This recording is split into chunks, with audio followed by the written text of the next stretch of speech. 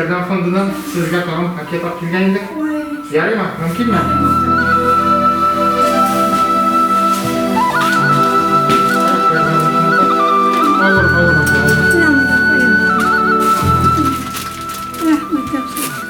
Duşumun rahmet eylemine.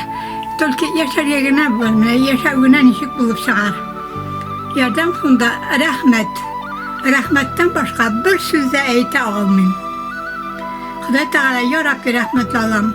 Bunu uylağanlarga, bunu işlegenlerge, bütünüsüne selametlik bilsin, tanışlık bilsin ya Rabbi Xudayım. Xudayım ya Rabbi her bir zide işleri bulsun.